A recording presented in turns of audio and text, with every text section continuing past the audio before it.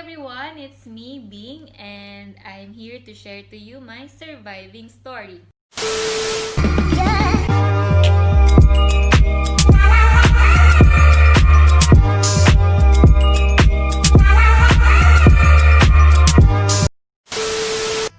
Before anything else, I am really a very private person, and if it's possible, I try my best not to broadcast, to share, or to even update everyone what's happening in my life. But after I experienced that um, challenging trial, that challenging storm in my life, I was even more motivated to share to you my experience as a living testimony that there is always hope and there is always a rainbow after the storm. And with God, everything is possible. I realized that there is no um, test, there is no battle that you cannot face or that you cannot bear that that is given by God. As long as you have the perseverance, you have the strength to endure whatever it may be. A brief description about myself. I am Jovel and I am an overseas Filipino worker. I started working in abroad last year where I finally pursued my dream to work abroad.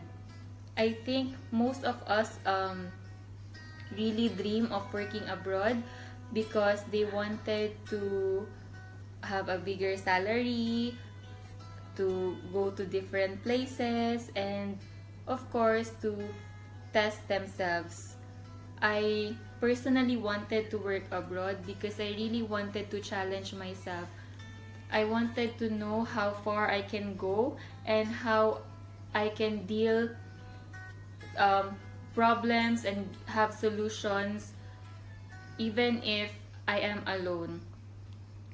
When I went to abroad, it was my first time leaving my country and leaving my family. So before I begin to share to you my story, um, this is where it all began.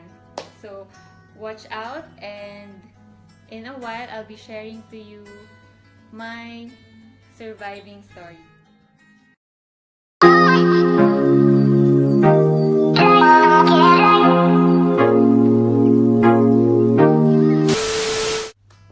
Hi everyone, it's me again and I'm back to share to you my surviving story on how I overcome that battle. So before I begin, I would just like to tell you that I made this video to encourage and motivate people who really needs to hear this or in their trying times right now. So February 19, 2020, I went for an appointment to an OB-GYN because I just wanted actually to ask why I had two menstruations in a month. And when she checked up on me, she saw an unfavorable result, which is she saw something bad in my ovary. She gave me blood tests. She gave me also request for CT scan, and after a day, the result came. They called me up and they told me to visit the doctor because the result is already available. I went February 20 to the doctor, and then unfortunately she told me immediately that I need to undergo surgery.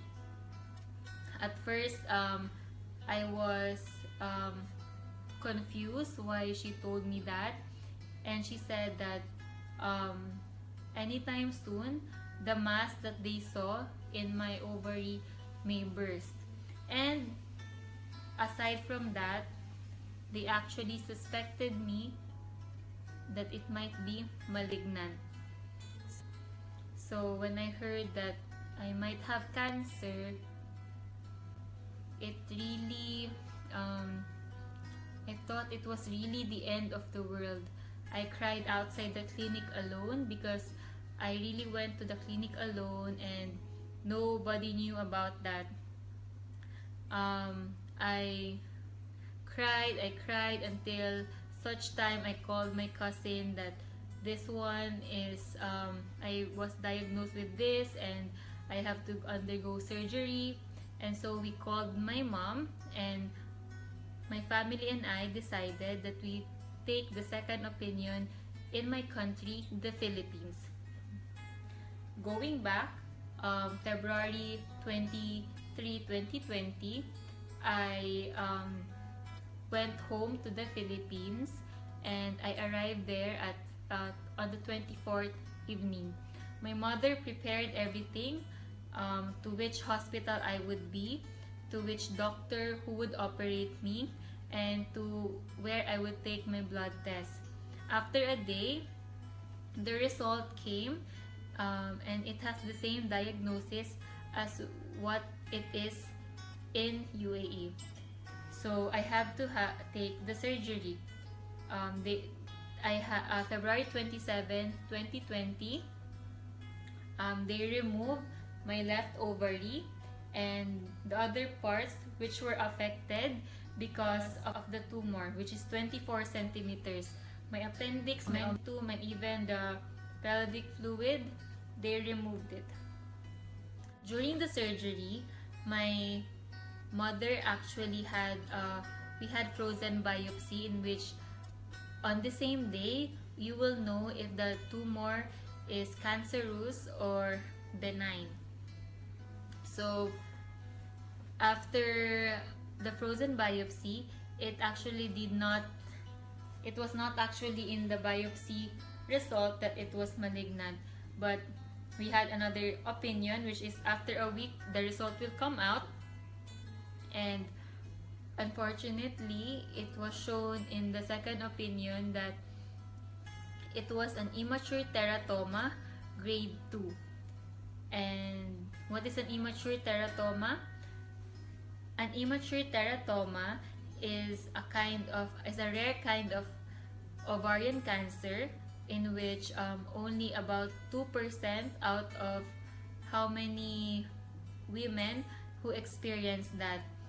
And when I learned about that, it really saddened my heart, and it hurts a lot that at the age of 24, I am already diagnosed to have cancer.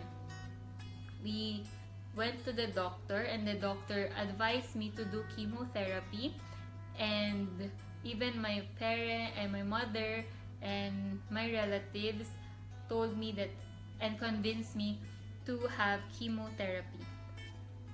But then I was still in denial. I cannot accept, and I told them that I will not undergo chemotherapy because before, when I hear about cancer, I thought it would be the end of the world and I will already die.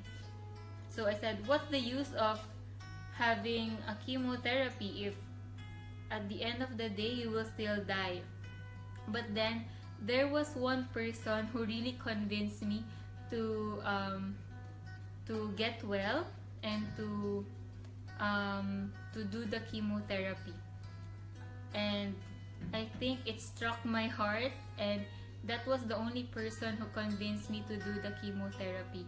And I'm thankful that God really gave me an instrument so that I would really undergo the chemotherapy. I began my first chemotherapy session, wherein I was admitted for 3 days. I have 3 medicines, which is the bleomycin, cisplatin, and etoposide. These 3 medicines are combination for immature teratomas like I have. And then at first they insert IV, and then I go through with flushing first, and then one by one the medicines are being inserted in my body. And then when I started the chemo, I already accepted the fact that when I start this one, anytime I will be losing my hair, I will be bald, and I will go through with the side effects, the pain, the discomfort, and other um, side effects that is unfavorable. After 3 days, I went home, and actually it took me almost 1 week to 2 weeks to recover from the first chemotherapy. And after a week, we went back to the doctor, and the doctor told me I have to undergo again a chemotherapy. At first, I thought it was only a follow up checkup, but when I went to the doctor, she told me that as per my body, she cannot give me all the medicines one time, or else it will be toxic to me. So she decided that the bleomycin will be done weekly. So it happened that instead of every 21 days, I have done my chemo weekly. I was really, my negative thoughts come up again. I was really sad. I was really disappointed because I was expecting that I'll be only having chemotherapy for 20 every 21 days for 6 sessions. I actually even computed when will I finish my chemotherapy, but then when the doctor said I'll do weekly, then it was extended. I felt that experience was really devastating because every chemotherapy, I have 5 days of pain, agony, and discomfort. And then after the next day, I feel okay. But after that day, I need to go back to the hospital again for another chemotherapy, in which I already have psychological matters with chemotherapy.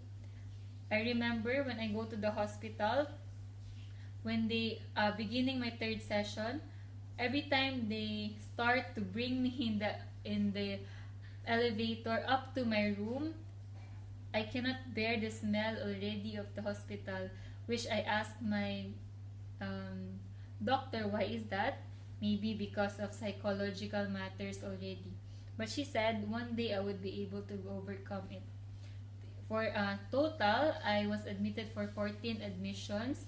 It was only me and my mom every week going to the hospital, and every time I go through with the chemotherapy, I always pray that I hope my veins would not be dislodged, my IV would not be dislodged, because during my third session, while I was on chemotherapy, the my IV got dislodged, and they need to transfer it to another hand so that um, they can go through and continue the chemotherapy.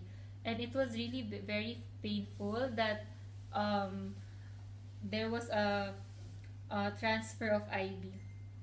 And then moving on, my until I finish my sixth session, I'm finally done with my chemotherapy.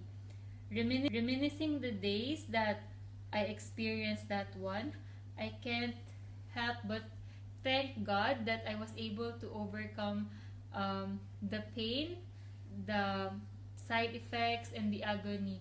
And I'm just happy that even if my hair was already it keeps falling off during my chemotherapy, it only thinned, but it really did not actually make me bald, which I'm very proud of also. And I know there are a lot of things that have changed in me, a lot of fears I have to overcome because of chemotherapy, a lot of changes in my physical body because of chemotherapy, but I'm just very thankful because I was able to overcome it. I can still remember the days when I need to go to the hospital every week, that I need to prepare myself, that every week would be a battle of discomfort, pain, and agony.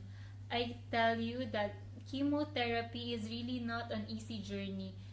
It's not. I'm not saying this because I want other chemo patients to back out of chemotherapy, but no, I'm telling you this one because I want to motivate you and to encourage you that whoever you are right now, who is experiencing the same as I am, there is always hope. That you just need to go through the process of chemotherapy, and oops, after how many months? 6 months to be exact, I'm now free of cancer, but not totally free of cancer. I have 5 years survival rate, in which after 5 years, if there's no recurrence of my ovarian cancer, then I can be considered as cancer free. And always look on the bright side that this doesn't mean you have cancer, you are different from others. Because at first, that was also my thinking, that if I have cancer, I would be different. But for me to cope up with cancer, I actually really isolated myself for the past 6 months. To those who knew about it, okay, they knew, but I really did not tell everybody about my situation because I prefer more privacy while I was healing. And now that I'm finally overcome cancer, I am proud, and I'm proud of myself, and to share to you that there is always hope. And I'm just happy because I really believe in the memory verse, romance, found in Romance, that the pain that you've been feeling cannot be compared to the joy that is coming. And I experienced that after chemo. After the whole, when it already sank into me that I'm finished with the chemotherapy, I told myself I made it, and it is because I was with God. I think what I learned with this journey, with this battle I faced, that there is nothing you can not do without God's guidance. I know everything has a purpose. I actually have my own understanding why this happened to me, but I think it's just an eye-opener to me that life is beautiful, and I should not allow myself to be trapped in the past, and that I need to overcome what are the fears I have.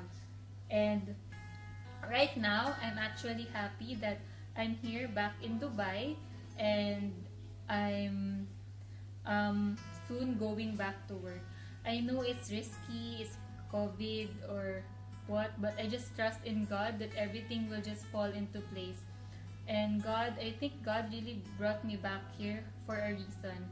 And to everyone who was in their trying times today, or have the same situation as me, please do not be afraid, because just pray, because just like me, I was in a great battle, a battle of death and maybe fear, but I was able to win the battle by God's help.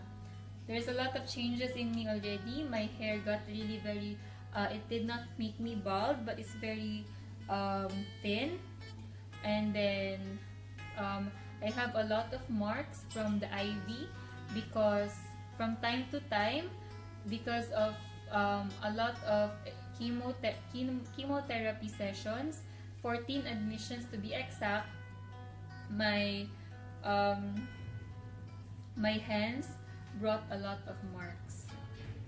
And also in my body there are a lot of changes, but I hope soon I will be able to overcome it.